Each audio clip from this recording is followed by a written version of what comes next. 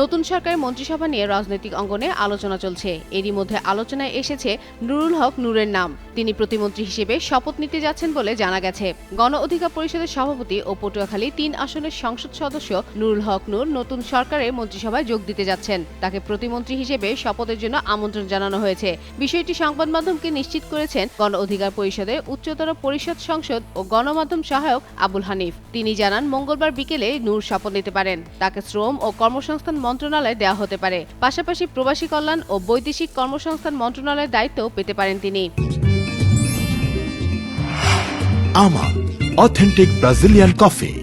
নুরুল হক নূর জাতীয় রাজনীতিতে পরিচিতি পান ২০১৯ সালে। সে বছর ঢাকা বিশ্ববিদ্যালয়ের কেন্দ্রীয় ছাত্র সংসদ নির্বাচনে তিনি ভিপি নির্বাচিত হন। কোটা সংস্কার আন্দোলনের নেতা হিসেবে তিনি আলোচনায় আসেন। নির্বাচনে তিনি ছাত্রলীগ প্রার্থীকে পরাজিত করেন। এরপর থেকেই তিনি ভিপি নূর নামে পরিচিত হন। পরবর্তীতে তিনি গণ অধিকার পরিষদ গঠন করেন। ত্রয়োদশ জাতীয় সংসদ নির্বাচনে তিনি পটুয়াখালী ৩ আসন থেকে সংসদ সদস্য নির্বাচিত হন। এখন মন্ত্রিসভায় তার অন্তর্ভুক্তি নতুন মাত্রা যোগ করেছে রাজনীতিতে।